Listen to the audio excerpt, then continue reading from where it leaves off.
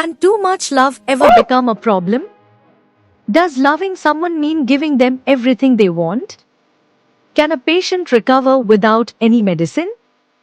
Then why did Mrs. Pumphrey call it a triumph of surgery? One day, the narrator saw Tricky walking on the road with his mistress. He was shocked to see how unhealthy the dog looked. Tricky had become extremely fat and weak. Tricky looked like a bloated sausage with legs at the corners.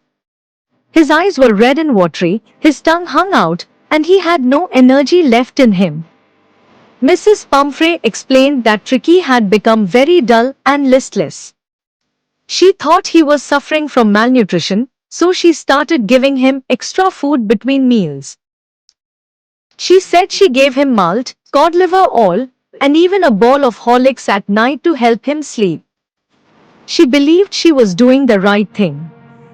When the narrator asked if she had stopped giving sweets, Mrs. Pumphrey admitted that she tried but could not continue. Tricky loved cream cakes and chocolate, and she could not refuse him.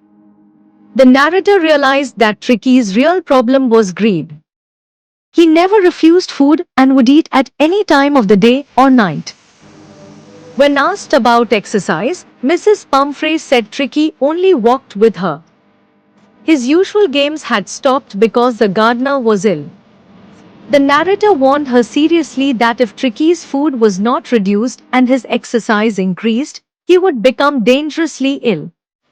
Mrs. Pumphrey agreed but found it very difficult to follow strict rules. She walked away looking sad, but the narrator doubted she would truly change. Tricky struggled to walk in his small tweed coat. He looked weak and helpless. The narrator felt sure that Mrs. Pumphrey would soon call him again. A few days later, Mrs. Pumphrey called in great distress. Tricky had stopped eating and was vomiting.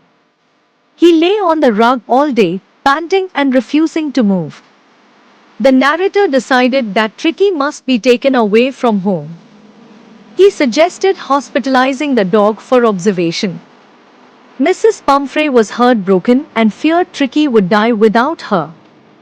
But the narrator insisted and took Tricky away immediately. The household staff rushed around bringing beds, toys, cushions, bowls, and coats. Mrs. Pumphrey even threw coats into the car as it drove away.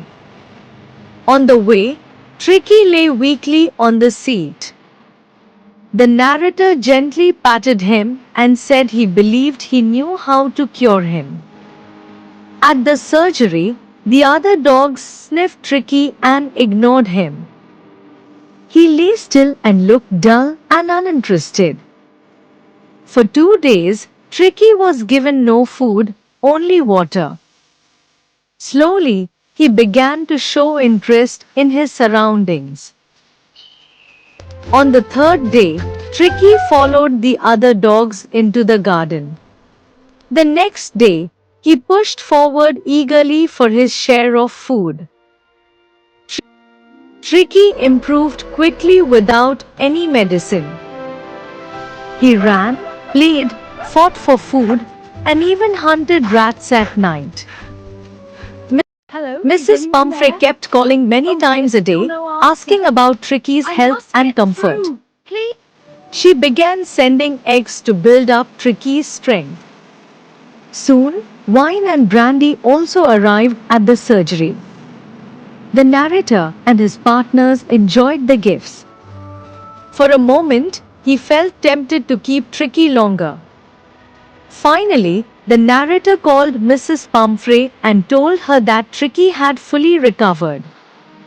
A luxurious car arrived at the surgery. Mrs. Pumphrey waited anxiously inside. Tricky was now fit and energetic. He ran fast with the other dogs, full of strength and joy. When Tricky saw his mistress, he jumped into her lap, licking her face and barking happily. All the beds, bowls, toys, and coats were returned unused. With tears in her eyes, Mrs. Pumphrey thanked the narrator and said that Tricky's recovery was a triumph of surgery. Sometimes, the best cure is less food, more exercise, and simple living.